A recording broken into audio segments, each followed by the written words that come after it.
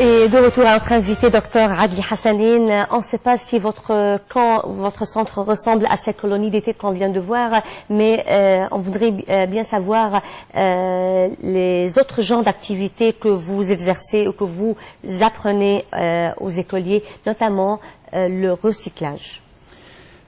Premièrement, pour commencer à parler au recyclage, on commence à parler au mode de vie.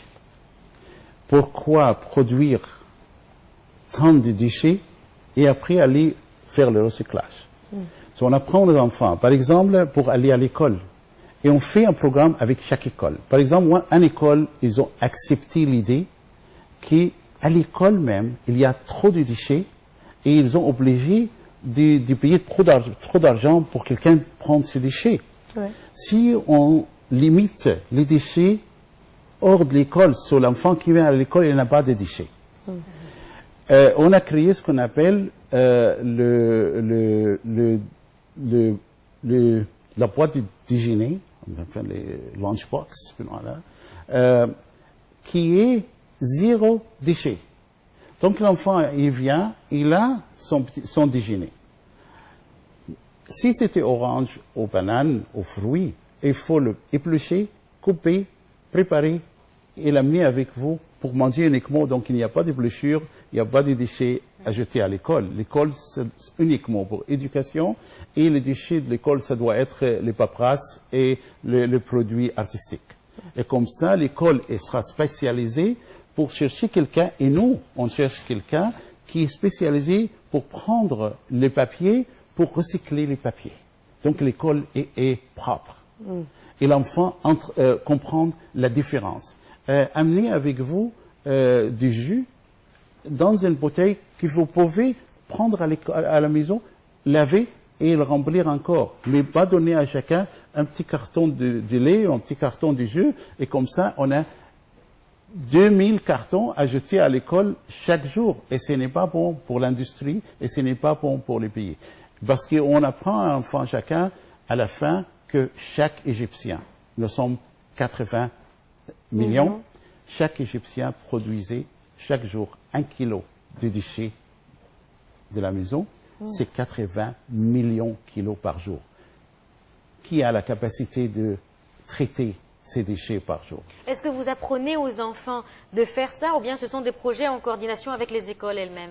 Non. On apprend les enfants à faire ça chez nous et l'école rentre, et les enfants rentrent à l'école pour créer ce qu'on appelle le club vert de l'école ou le groupe environnemental. Et à ce moment-là, ils sont les leaders dans l'école, ils ont appris à le faire. Donc c'est un groupe d'élèves qui est plus conscient que les autres de l'environnement, de la nature, tout ce qui est environnemental, donc pour faire apprendre ça aux autres élèves. Ils sont les leaders, ils sont les pionniers dans leurs écoles. Et ça, c'est uniquement pour les questions environnementales et dans les déchets. Mais imaginez qu'on fait aussi un programme pour l'école pour l'énergie renouvelable et comment on peut conserver l'énergie, conserver l'eau.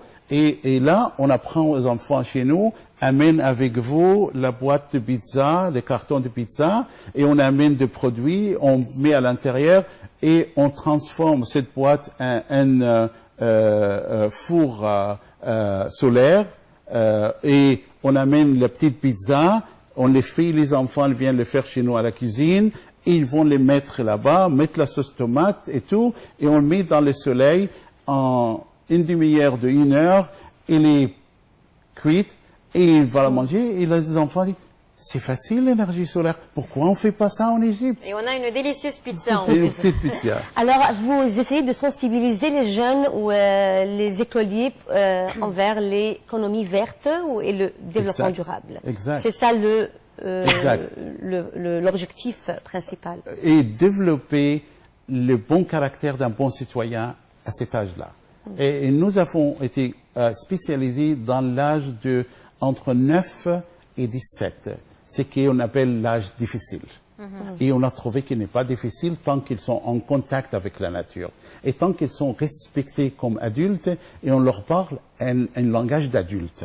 Et ils participent au nettoyage des centres, ils participent à faire leur lit et à organiser leur vie avec nous. Oui, vous savez que en fait le respect de l'environnement est dans pas mal de pays maintenant fait partie de la charte ou de la constitution pour que ça soit un droit. Ça fait partie des droits de l'homme. Alors, est-ce que vous enseignez, vous faites apprendre aux enfants quelque chose qui a relation avec les droits de l'homme en général, ou bien c'est tout ce qui concerne terre, nature et environnement? Ah non, non. C'est d'ailleurs une des grandes raisons pour laquelle on était fermé. C'est qu'on a touché... Votre centre a été fermé. Absolument. On était obligé, on a forcé de fermer. À cause des droits de l'homme? À cause de l'éducation des droits de l'homme, éducation civique et à cause de l'éducation des principes de démocratie. C'est une longue histoire qu'on doit écouter, mais on va voir tout d'abord le reportage de Shams Senami sur les droits de l'homme, droit indéniable à toute la famille. Suivons ensemble.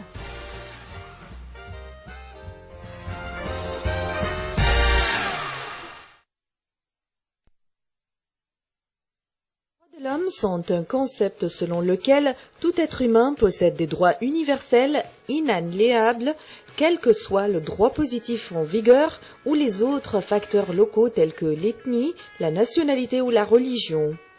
Selon cette philosophie combattue ou éclipsée au XIXe siècle, XXe siècle et XXIe siècle par d'autres doctrines, l'homme, en tant que tel, et indépendamment de sa condition sociale, a des droits inhérents à sa personne, inaliénables et sacrés, et donc opposables en toutes circonstances à la société et au pouvoir. Ainsi, le concept de droit de l'homme est-il par définition universaliste et égalitaire, incompatible avec les systèmes et les régimes fondés sur la supériorité ou la vocation historique d'une caste, d'une race, d'un peuple, d'une croyance, d'une classe ou d'un quelconque groupe social ou individu. Il est incompatible tout autant avec l'idée que la construction d'une société meilleure justifie l'élimination ou l'oppression de ceux qui sont censés faire obstacle à cette édification. L'histoire des droits de l'homme est aussi ancienne que celle du droit, qu'il s'agisse de coutumes non écrites ou de codes gravés dans la pierre. Enracinés dans les convictions religieuses ou philosophiques, souvent obtenues à l'issue de combats politiques ou de luttes sociales, les droits de l'homme ou les droits humains ou les droits de la personne humaine expriment tous la reconnaissance de la dignité inaliénable de la personne humaine.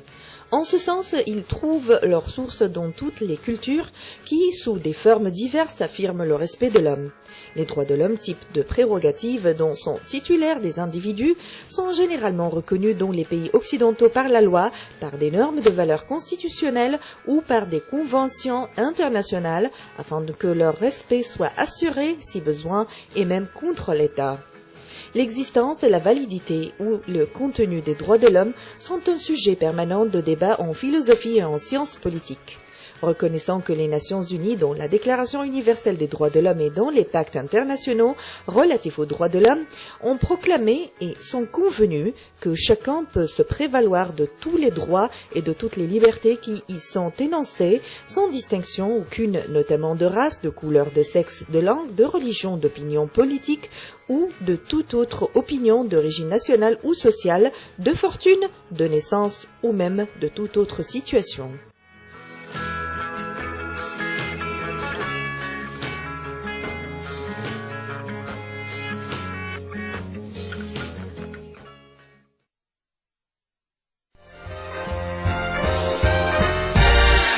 Alors, en 2 minutes, Dr Adli Hassanein, pourquoi le centre a été fermé en Égypte et si vous avez l'intention de le rouvrir? Il y a 2 choses. La première chose, que quand on a accepté de me donner le terrain pour le centre, j'ai venu de Californie et je ne savais pas le système de business dans le pays. On a fait à peu près 12 signatures de 12 ministères. Et on a dit, on vous donne le centre maintenant avec le droit de construire et de travailler. Et une fois vous prouvez que vous êtes sérieux on va entamer le processus de vendre le terrain pour vous. Donc, j'étais tellement naïf. Moi et Dr Mamdou Hamza, qui est un partenaire, on a mis notre argent et on a développé le centre sur des terrains qui ne nous appartiennent pas. Est-ce qu'il y a une autre preuve de sérieux que ça? Non. Et malgré tout ça, ça a été tout le temps la corruption. Ils viennent, ils veulent de l'argent, et ils demandent des questions. Nous, on veut avoir une autre visite, etc. Et ça a duré depuis 2004 jusqu'à 2009, et j'étais incapable de continuer après ça. Parce que... Alors vous avez dû fermer le centre. Ça, c'est pour une chose. Et la deuxième chose, la mentalité de développement à l'échelon local est complètement très bas, qui ne comprennent absolument pas les principes et qui considèrent mon centre comme un centre touristique du point de vue travail. Et ils ont doublé l'électricité, doublé l'eau. J'étais incapable de continuer. Vous avez l'intention de rouvrir le centre après la révolution du 25 janvier? J'espère. J'ai commencé déjà les négociations avec l'Éthiopie et le Rwanda et le Kenya. Et on a déjà créé quelques centres et un centre en Tunisie, et qui sont commencés à travailler merveilleusement avec un grand support de l'État et un grand support de l'éducation nationale dans ces pays-là. En Égypte, je vais attendre de voir, si l'éducation en Égypte, elle va mettre l'accent sur la vie des enfants hors de l'école et développement leur capacité et leur caractère. Si le gouvernement au niveau local va adopter ce genre de centre pour développer la mentalité orientée vers un développement durable et environnemental. Et à ce moment-là, je suis capable de recommencer. On espère bien que tous ces changements aient lieu après la Révolution, surtout le changement des mentalités dont vous avez parlé tout de suite. Dr Adli Hassanein, expert en développement et durable et propriétaire de ce centre, on ne va pas dire de colonie d'été, maintenant c'est un centre centré sur l'environnement, nature et développement durable. Merci beaucoup d'avoir accepté l'invitation à Bonjour l'Égypte et bon courage. Je vous remercie beaucoup et je vous remercie pour toucher vraiment des sujets extrêmement agréables et à l'heure du jour. Merci beaucoup. Alors, merci Dina, merci chers téléspectateurs, et rendez-vous demain avec une nouvelle édition, une nouvelle équipe de Bonjour l'Égypte. Au revoir et bonne journée.